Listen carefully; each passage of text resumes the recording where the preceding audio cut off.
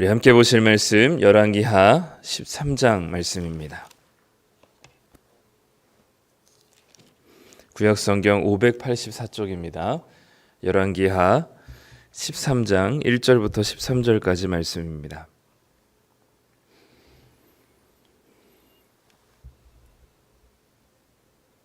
네, 우리 다 찾으신 줄 알고 함께 우리 1절부터 13절까지 읽겠습니다.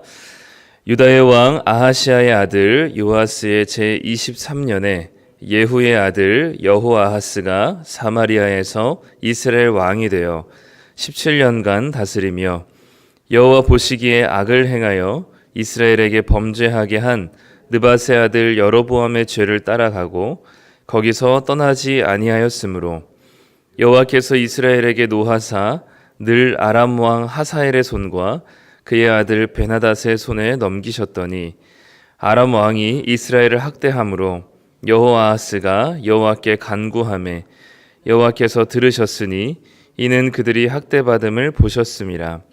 여호와께서 이에 구원자를 이스라엘에게 주심에 이스라엘 자손이 아람 사람의 손에서 벗어나 전과 같이 자기 장막에 거하였으나 그들이 이스라엘에게 범죄하게 한 여로보암 집에서 떠나지 아니하고 그 안에서 따라 행하며 또 사마리아의 아세라 목상을 그냥 두었더라. 아람 왕이 여호아하스의 백성을 멸절하여 타작마당에 티끌같이 되게 하고 마병 50명과 병거 10대와 보병 10,000명 외에는 여호아하스에게 남겨두지 아니하였더라. 여호아하스의 남은 사적과 행한 모든 일과 그의 업적은 이스라엘 왕 역대 지략에 기록되지 아니하였느냐. 여호아하스가 그의 조상들과 함께 잠에 사마리아에 장사되고 그 아들 요아스가 대신하여 왕이 되니라.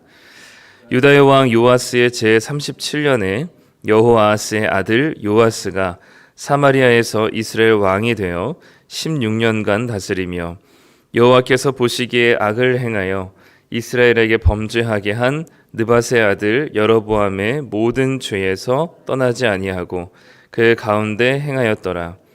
요아스의 남은 사적과 행한 모든 일과 유다 왕 아마샤와 싸운 그의 업적은 이스라엘 왕 역대 지략에 기록되지 아니하였느냐.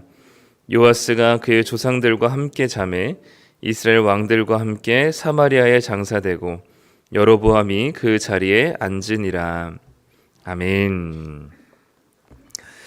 네, 오늘은 열왕기하 13장 북이스라엘 왕의 여호아하스와 요아스 두 대에 걸친 이제 왕의 이야기를 봅니다. 보니까 이스라엘 역대 지략이라는 책이 따로 있는 것 같고요.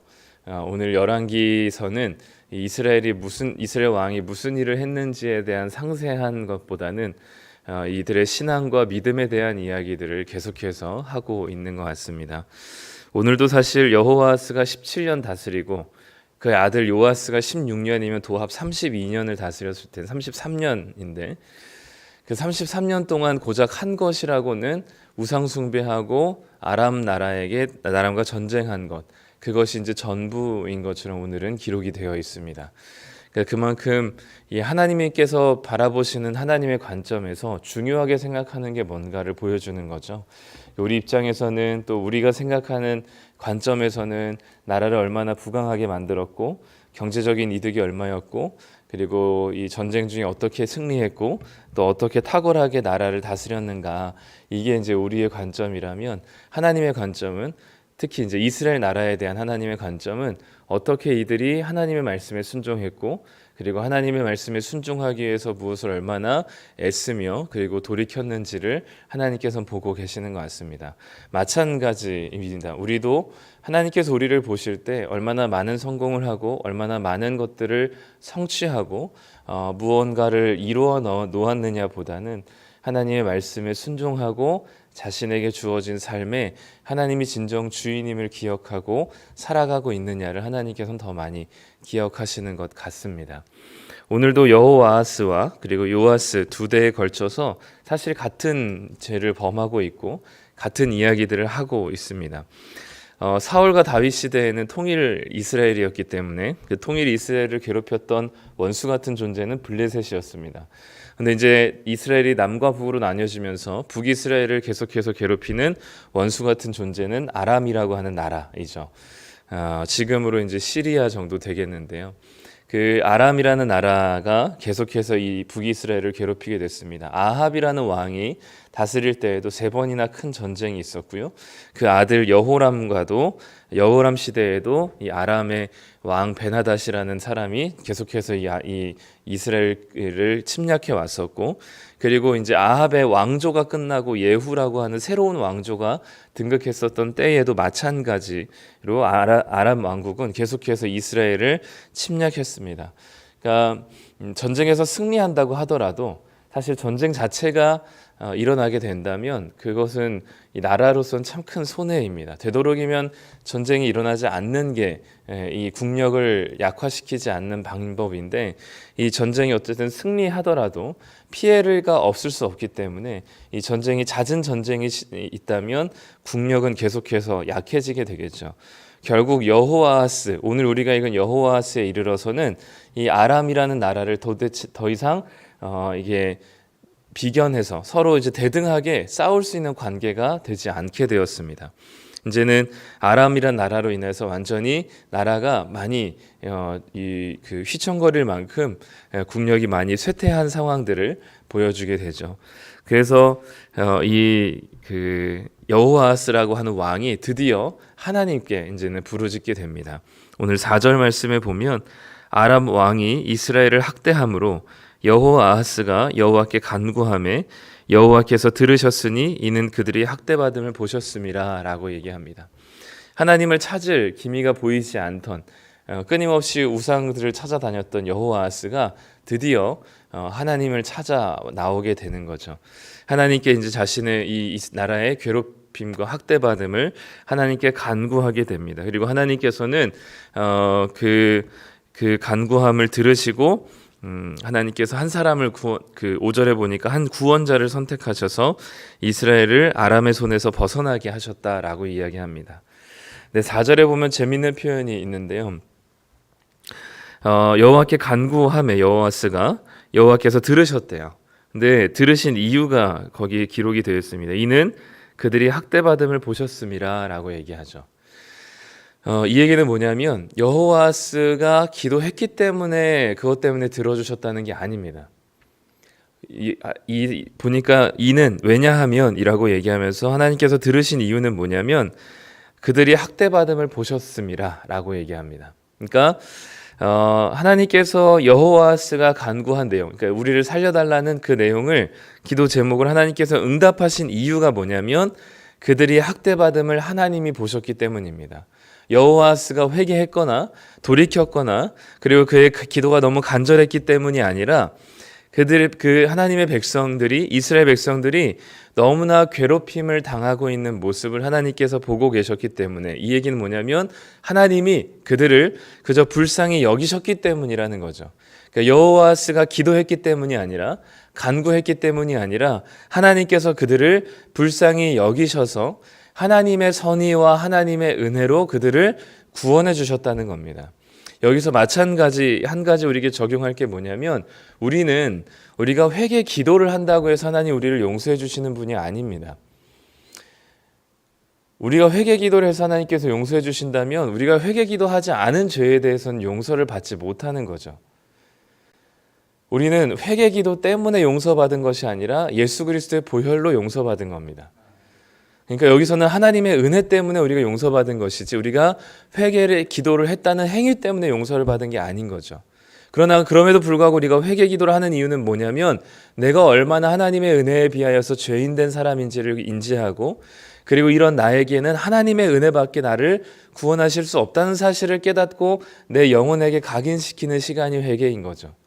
그래서 여전히 내가 내 삶의 주인처럼 여겼던 나의 잘못들을 다시금 하나님께 돌이키기를 원하고, 이제는 하나님이 정말 나의 주인된 삶을 살기를 원하는 고백과 결단과 마음이 담겨 있는 것이 회개 기도입니다.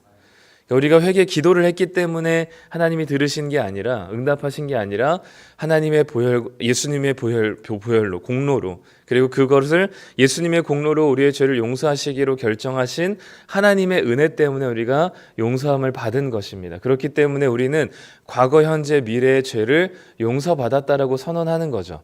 왜냐하면 우리가 회개했기 때문이 아니라 예수 그리스도의 피로 구원받았기 때문에 우리는 과거, 현재, 미래의 죄를 용서받았다라고 우리는 인정하고 받아들이는 겁니다. 여호와스도 기도했기 때문에, 그가 간구했기 때문에 하나님께서 들으신 게 아니고요. 그 하나님께서 자신의 백성을 보니까 그 학대받음을 너무 불쌍히 여기셔서 하나님께서 그들을 구원하시기로 결정하신 겁니다. 그럼에도 불구하고 아마 여호와스는 하나님 앞에 간구했던 자신의 간구를 잊어버리고 다시금 이전과 같이 돌아가게 됩니다. 6절에 보면 그들이 이스라엘에게 범죄하게 한 여로보암 집의 죄에서 떠나지 아니했다. 하나님께서 구원하셨음에도 불구하고 죄에서 떠나지 않았고, 이건 이제 그 앞에서 범한 죄입니다. 그리고 뒤이어서 설명하는 것이 그 안에서 따라 행하며 또 사마리아의 아세라 목상을 그냥 두었더라라고 얘기합니다. 2절에 보면 그들이 떠나지 않은 죄가 여로보암의 죄라고 이야기합니다. 하나님께서는 그것 때문에 아람의 침략을 허용하셨다라고 얘기하죠. 그리고 그 아람의 침략으로 인해서 괴롭힘 당한 이스라엘 백성들을 보시고 불쌍히 여기셔서 구원하셨습니다.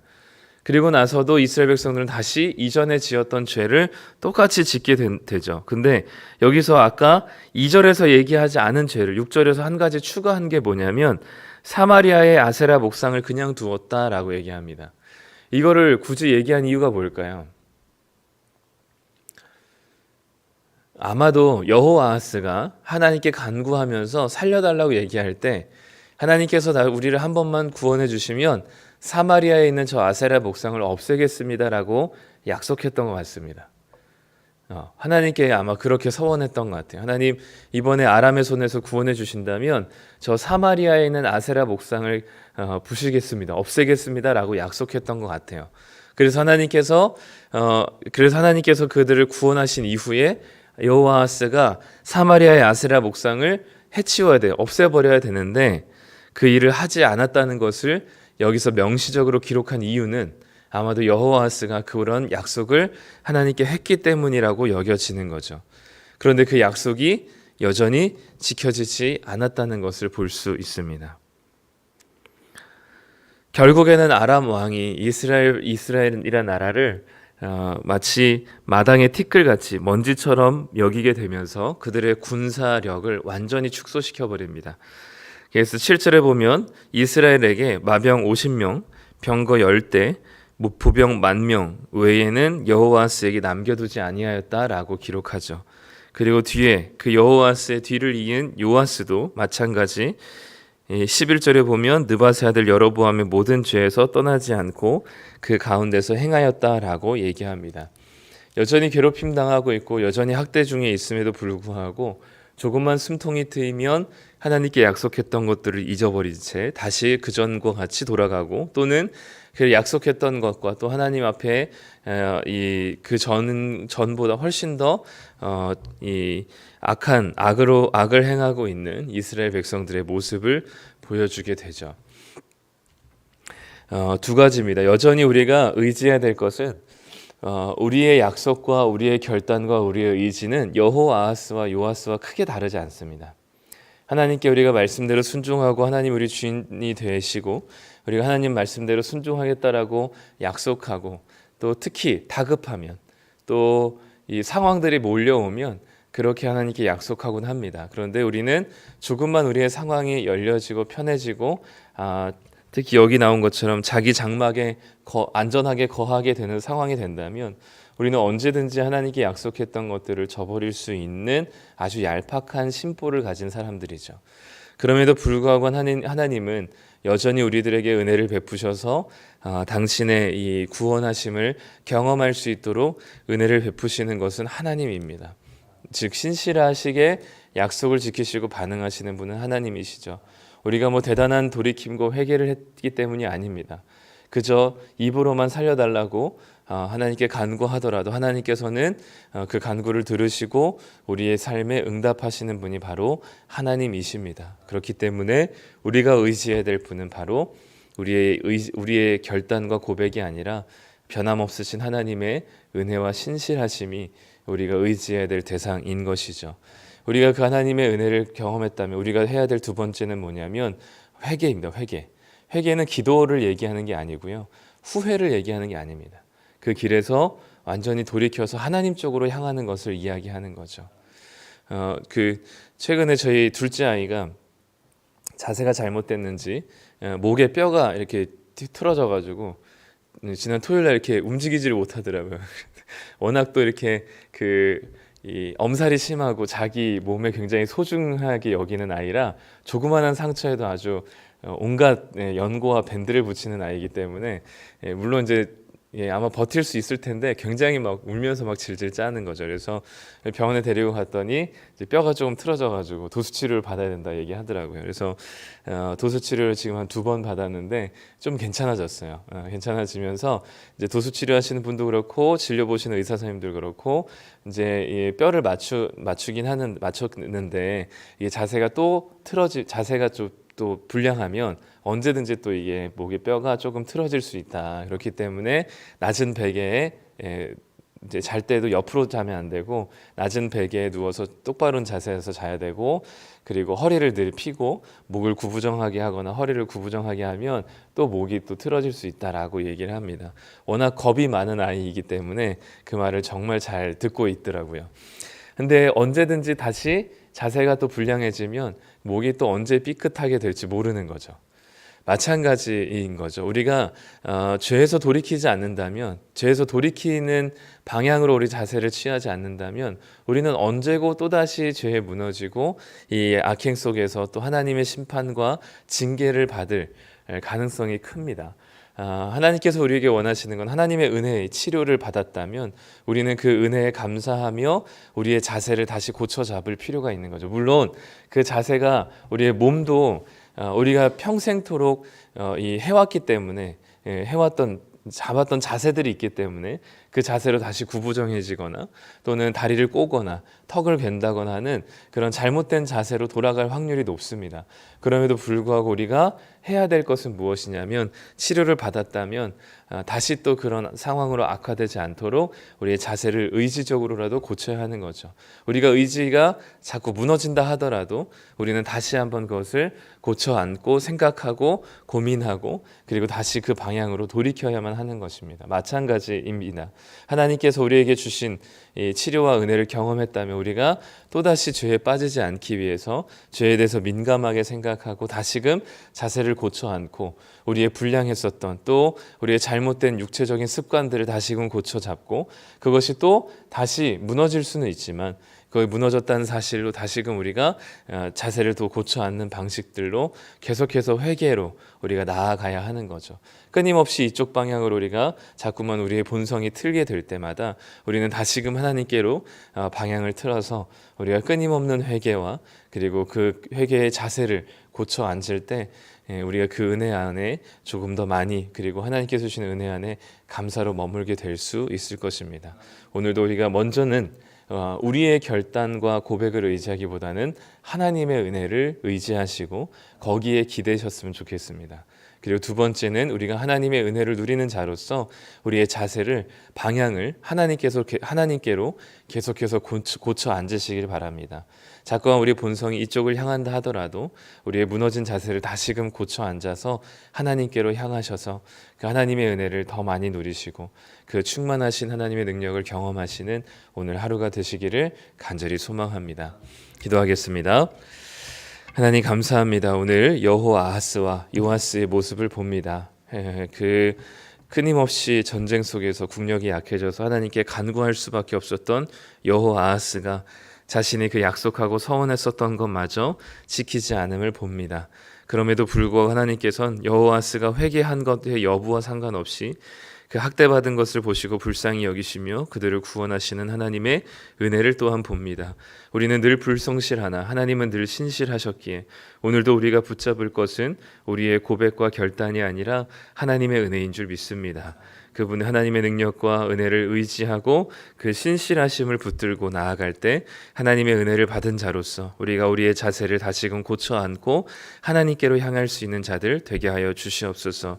오늘도 우리의 삶에서 끊임없는 죄의 유혹들과 또 우리의 본성이 그 사탄의 유혹과 함께 결합하여서 많은 죄의 시너지들을 내게 됩니다. 하나님, 끊임없이 우리가 돌이킬 수 있는 자 되게 하시고 하나님께로 자세를 고쳐 앉을 수 있는 자들 되게 하여 주셔서 우리의 영혼이 다시금 세워지고 하나님의 은혜를 충만히 누리게 하여 주시옵소서. 오늘도 그 은혜 앞에 날마다 돌이키기를 원하며 예수님의 이름으로 기도드립니다. 아멘.